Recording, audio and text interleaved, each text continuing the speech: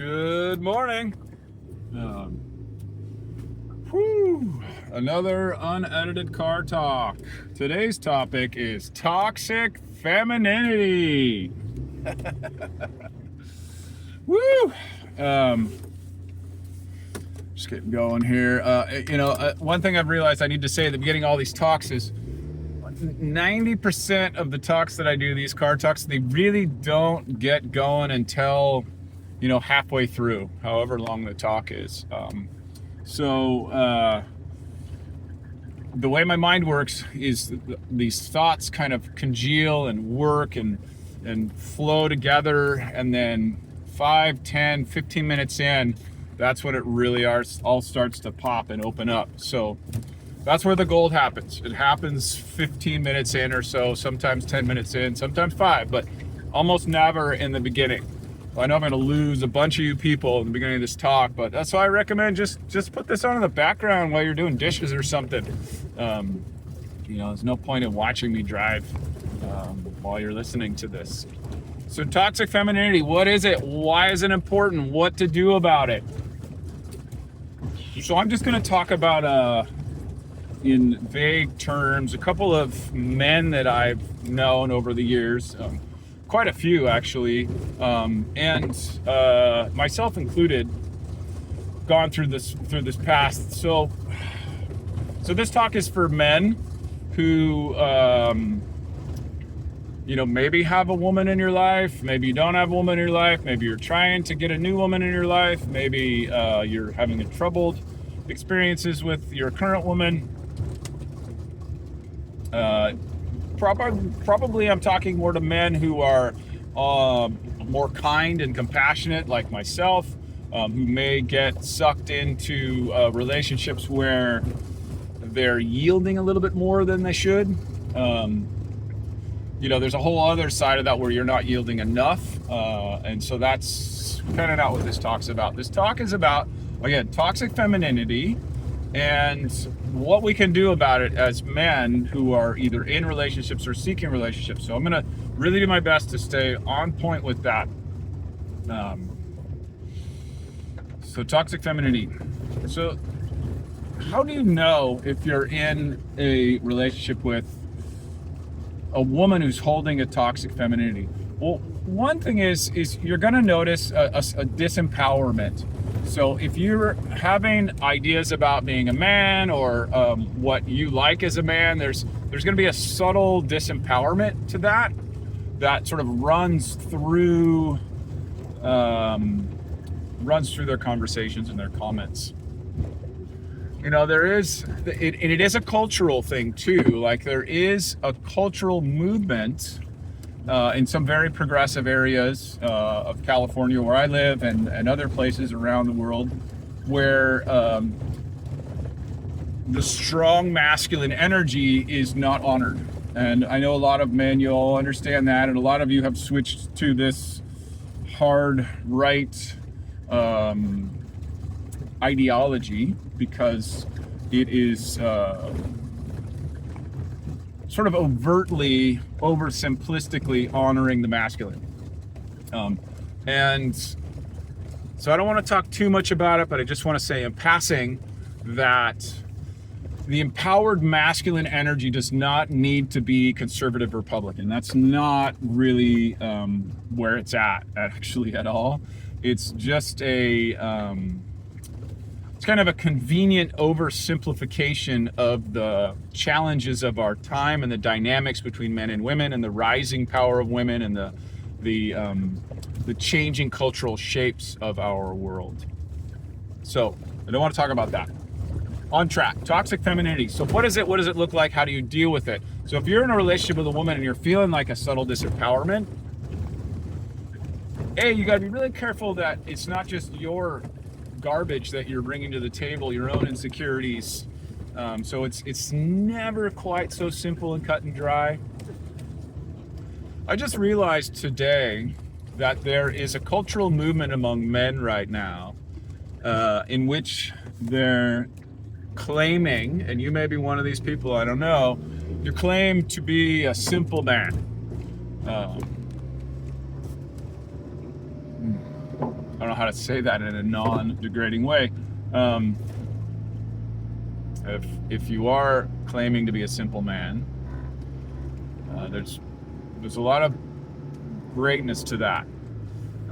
But at the same time that you claim to be a simple man, remember the truth that life is complex and that simple lies will always seduce better than the complex truth. So you can claim and be a simple man, but you're going to be moving a little bit away from reality. That's okay. It might make you happier. Won't necessarily make you more effective, but it'll make you happier in some cases. So stay on track, Mike. Toxic femininity. Okay, so let me just start with a story. So I went camping with a friend, and his wife was a clear example of toxic feminine culture. So yeah, I wish I remembered exactly what I said. We were walking through the redwoods, and I was noticing something about the redwood tree, and I had said something that was basically a scientific fact about redwood trees and how they interact with one another. I was really tapped into my ecological wisdom of the redwood ecosystem, which is a very feminine thing in its essence. It said something about the ancient redwoods, and she said something to me in the effect of like, I just want to appreciate the redwood for what it is right now. And there was this, that, and a couple of other things along those lines. And I realized by the end of that trip, or a few days into that trip, that there was nothing that I could say from like an empowered masculine standpoint that she was going to accept as wisdom. She had it already organized in her mind that me being an older white man made me not qualified, I guess would be the word, to actually have a valid opinion. And she didn't really know she was doing that. She was just doing it subconsciously. I don't think it was conscious, but it was subconscious. So what I'm trying to say, and then is I'm trying to help you identify toxic femininity. It's a subtle deprecation of what makes you feel good as a man. It's a subtle deprecation that kind of keeps coming in. And this is what I think is really a lot of the heart of these gender and culture wars, is this subtle deprecation of the masculine.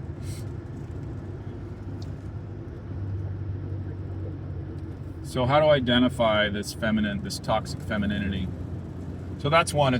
You're not gonna ever feel like you're accepted when you're in your power state. Now, there's definitely toxic masculinity. A toxic masculinity is an over dominance.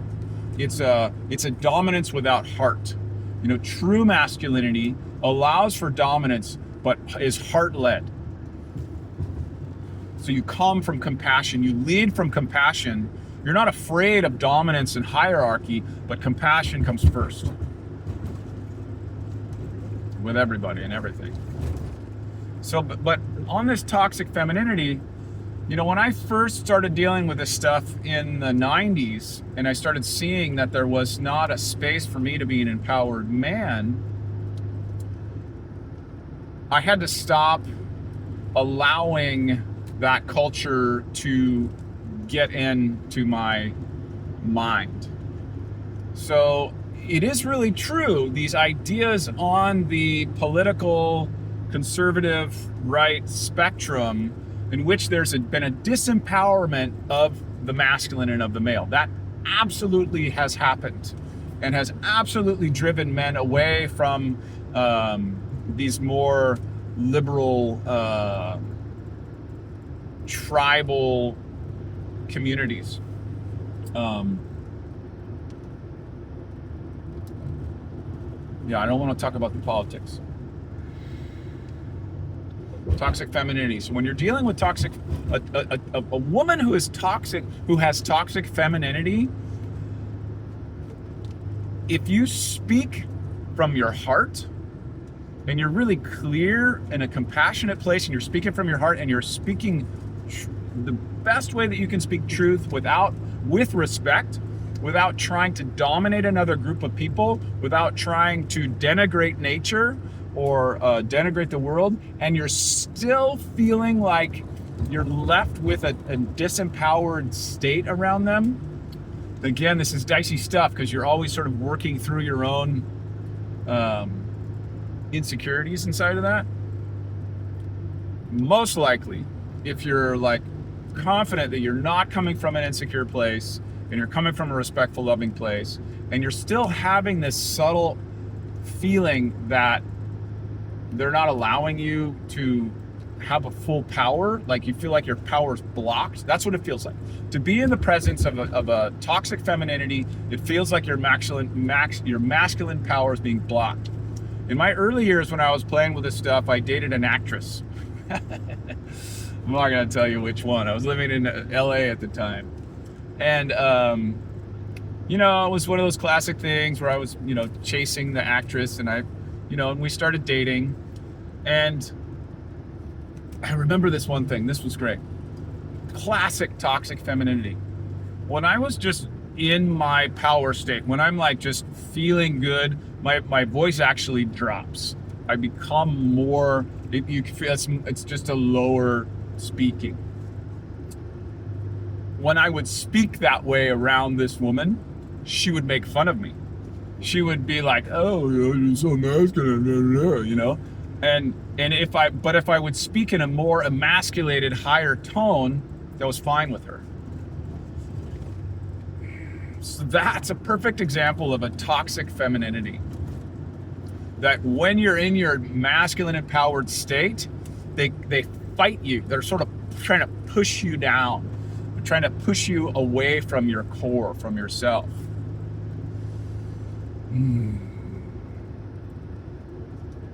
So there is toxic femininity in the liberal culture. There's toxic masculinity in the masculine culture. So there's these toxicities on both sides, and and nobody's talking about the toxic femininity. They talk about the liberal woke agenda. Sorry, I fucking hate that. It's just so ignorant. Talk about what's really going on. Don't use your Fox News, social media, internet meme platitudes. They're meaningless. Talk about something that's really happening. So, sorry, I'm trying to stay focused.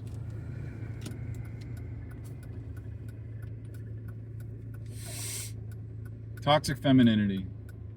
It's real. It's happening. And those I don't think you could be listening to this if you're not a sensitive man. If you're not a sensitive man, you probably don't even, you just like, screw those guys, I don't care, screw those ladies, and blah, blah, blah, blah. I'm not really talking to you. I'm talking to men with open hearts. If you have an open heart, you got to be careful. So there's two places you can go. So again, remember, these talks don't get going until I really talk for a while. So when you're faced with toxic femininity, you have two options. One option is that you move to the hard ideological right. You move to the toxic masculine. And when you move to the toxic masculine, it feels great. But it's not truth. It's not evolution. It's not spiritual wisdom. It's not, you haven't found the gold. You've just chosen, you've transferred one extreme for another. It's happening all over the place, and it's okay. It's fine. I understand why it's happening, and we all should understand and have compassion for that, because being a man in a feminine culture that doesn't allow for your masculinity is one of the most fucking painful things for a man to be. I remember those days, and it sucked. And if I wasn't blessed enough to have all of the support and men's groups and transformational work and been exposed to Joseph Campbell early on in my years, I don't know where I would have ended up. I might have ended up in the toxic masculinity side. I don't know. But it's not the answer. I mean, it's not the evolved, wise, intelligent, gentleman, empowered, spiritual warrior place. So I guess I would say I'm most interested in men who want to be spiritual warriors. I mean, I respect and we need warriors, people who will protect us. But the spiritual warriors are the ones that need to be making the decisions of whether we go to war. Now, I can't really say that that's true. So let me back up again. I'm going to try to stay on track. So you have two choices. You can either go the easy path, and the easy path is to go hard masculinity on the right. And then there's a bunch of ideological ideas that come along with that. The road less traveled and the more spiritually profound, healing, empowered path is the one that leads through the battle of the shadow of death. It is the emotional spiritual warrior path. And what that looks like is doing the hard shamanic work of passing through your own demons and seeing which inappropriate cultural ideas in the toxic, if you're part of the toxic feminine culture, which one of those ideas you had adopted which are not appropriate, which are keeping you suppressed. And that doesn't look like just grabbing on to some masculine ideology. What it does look like is noticing that there is a yin and a yang, a masculine and a feminine, and that there is ways that both sides of those things can be perverted. And what we're looking at right now is this world where the perversion of the femininity is happening on the left, and the perversion of the masculinity is happening on the right. And what we need is that balance in the middle. I hope that this is happening. I mean, this is my contribution to the conversation, and hopefully we're moving in this direction.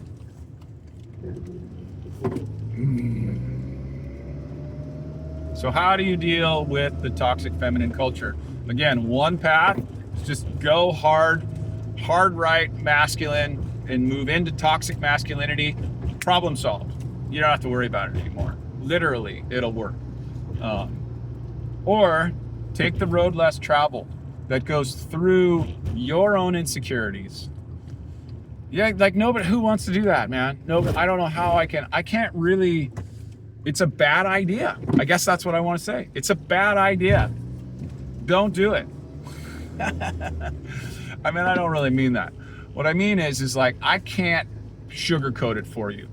Like, if you consider yourself a spiritual warrior, then the road less traveled is the one to go on.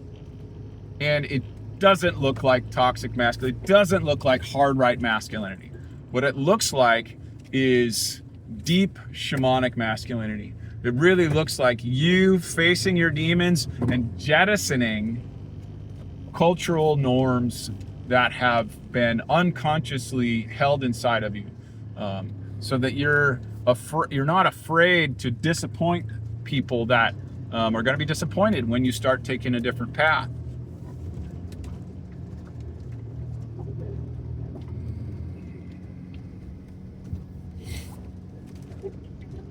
So yeah, that's what there is to do about it. And I think how you would do that, how would you do that?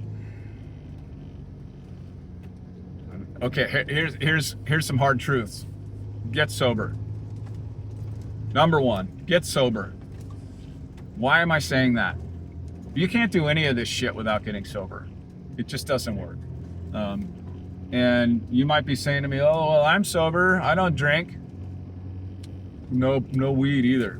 No pot, no weed, no alcohol. I mean, I can't say none because I've gone back and forth. Um, but you have to stop moving two substances. You can't do anything on a daily basis. You can't smoke or drink on a daily basis and expect to become an enlightened spiritual warrior. It's not going to happen. So you've got to face your addictive demons. And that's not just, when I say get sober, that's not just alcohol, weed, and whatever drugs you are on. It's also social media. Social media is the addictive drug of our time. It's, sort of understood, but it's not really understood to the degree that it will eat your consciousness. It will eat your dopamine centers. It does eat your dopamine centers. This is social media, right? But I'm trying to make it just as like a talk. So it's kind of boring and it's long and you got to filter through all my garbage to kind of get to the gold. So it's not flashing lights and bells and like really trigger points. The people who do really well in the talking social media, they're always trying to make you outraged. They're pushing the outrage machine. So don't be sucked into the outrage machine. Okay, I'll get that later. Let's see what else we got here. Tacoma. Okay, what are we going to do? How am I going to teach you about toxic femininity? So you identify it. It's that subtle, feel disempowered, even when you really think you're coming from a grounded, good place. And so again, the higher path is this path of the spiritual warrior path. So the spiritual warrior path, get sober, get into again, it's this pain place. You've got to go into your personal pain like a warrior. There's this idea now that the whole simple man thing that's really becoming popular among young men and working class men. It's a shield, and that's okay. But don't let the shield turn into a closed-minded ideology.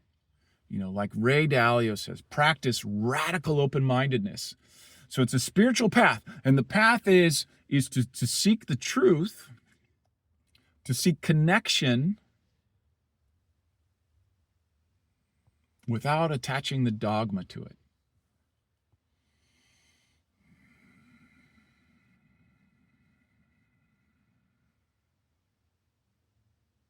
And it's not for the faint of heart. It's a hard path. It's not a fun path. But I do have to say, if you choose that path, I know it's the best path. I don't know how else to say it. It's the best path. If you crave and you desire like a deep personal peace and power and unbounded joy that's transcendent of culture and ideology, it's the way. So for you men that are dealing with toxic femininity or want to learn about it or trying to transcend it, that's what it feels like. And the way out, I recommend, is through. So here's the thing, like, I respect this idea of being a simple man and just like focusing on your tasks. That's important. We should all do that. But if you feel a calling, if you self-identify as a spiritual warrior, as a warrior for truth, you can't go down the simple man path. It's not simple, Marcus Aurelius, right? Not a simple man. you know. His truths became simple because he was willing to dive in to the deep hardness of it all. Okay, here's some people coming. Gotta go.